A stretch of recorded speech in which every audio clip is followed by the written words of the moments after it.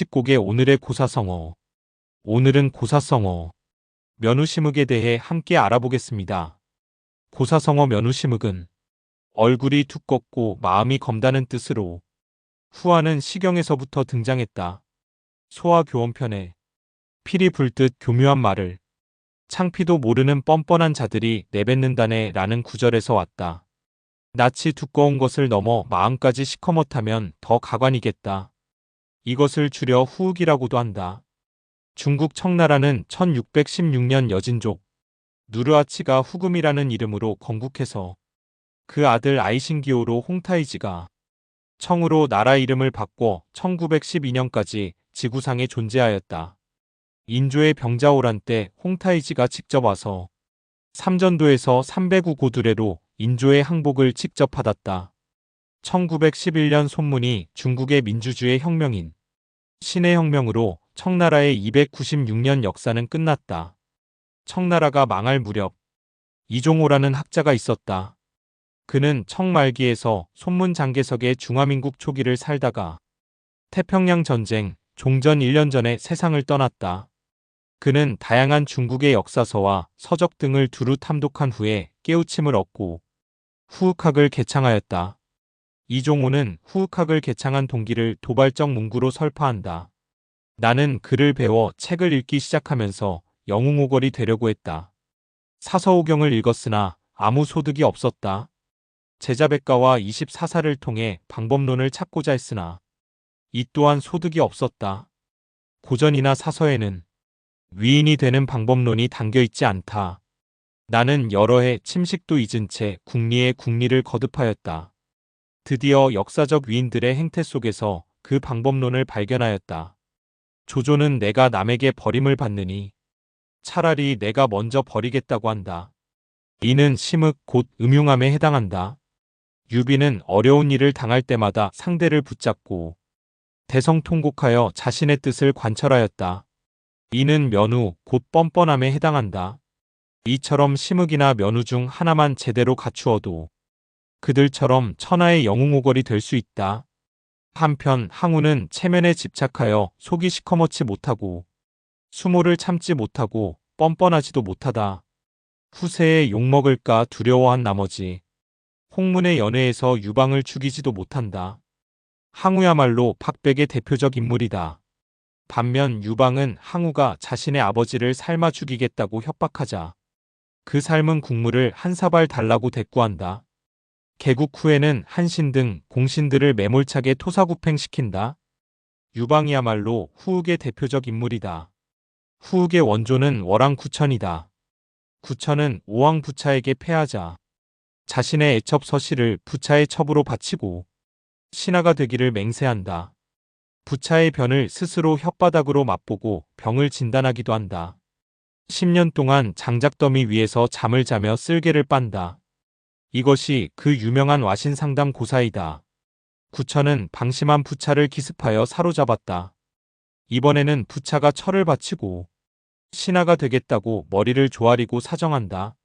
하지만 구천은 가차없이 부차를 죽이고 마침내 춘추오패의 패자의 자리에 오른다. 사실 낙가죽은 불과 몇치밖에 안 되고 속마음은 한 줌에 불과하다. 그러나 그 안을 들여다보면 낙가죽은 끝도 없이 두껍고 속마음 또한 비할 데 없이 깊다. 세상사가 그러한 면심에서 나오지 않는 것이 없다. 더할 수 없는 보물을 몸에 지니고도 쓰지 않으면 어리석은 일이다. 이종호는 면심을 체계적으로 연마하여 유용하게 사용할 것을 제안한다. 인간은 가능한 한 더 많이 철면피가 되고 더 철저하게 흑심을 지녀야 한다.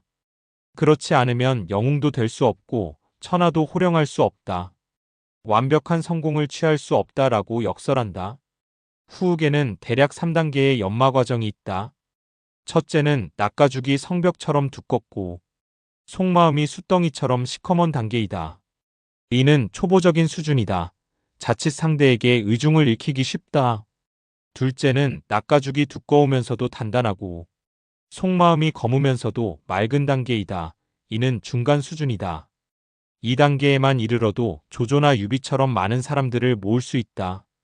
셋째는 낙가죽이 두꺼우면서도 형체가 없고 속마음이 시커먼데도 색채가 없는 단계이다. 이 단계에 이르면 하늘은 물론 후세 사람들마저 그 사람을 후흑과는 완전히 정반대인 부르부르의 인물로 여기게 된다. 이와 같은 부르부르 경지는 아무나 쉽게 도달할 수 없으며 그야말로 극수소의 위인들만이 이러한 경지에 이를 수 있다고 한다. 후흑을 행할 때는 표면적으로는 반드시 인의와 도덕이라는 옷을 입어야 한다. 말을 명백하게 해서는 안 되고 애매모호하게 끝내야 한다. 후흑학은 선도 아니고 악도 아니다. 그것을 어떻게 사용하느냐에 따라 달라지기 때문이다. 후흑은 예리한 양날의 칼과 같다. 역적에게 사용하면 선이 되고 양민학살에 사용되면 악이 된다. 따라서 후흑을 선하게 사용하면 선인이 되고 악하게 사용하면 악인이 되는 것이다. 후흑학에서는 역사를 세 시기로 구분한다. 제1기의 무대는 태고시대로 사람들이 너무 천진난만해서 뻔뻔함과 음흉함이 없던 시대이다. 이런 시대는 요순시대이고 그리스 신화의 황금시대이다.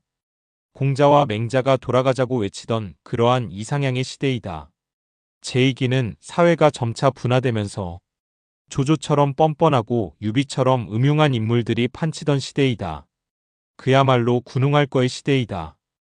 이와 같은 시대에는 공맹이 다시 태어난다 해도 반드시 실패하게 되어 있었다.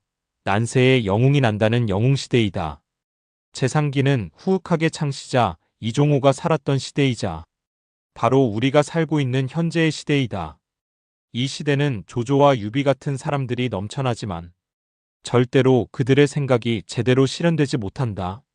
조조와 유비는 이미 구시대의 인물이기 때문이다. 그들에게는 변화한 새 시대에 맞는 새로운 철학이 부족하다. 이 시기에는 공자와 맹자가 다시 살아난다 해도 반드시 실패할 수밖에 없다. 조조와 유비의 꾀를 구비하고 있지 않기 때문이다. 이러한 시대에 성공하려면 유비와 조조의 기술에 반드시 공자와 맹자의 도덕을 접목시켜야 한다.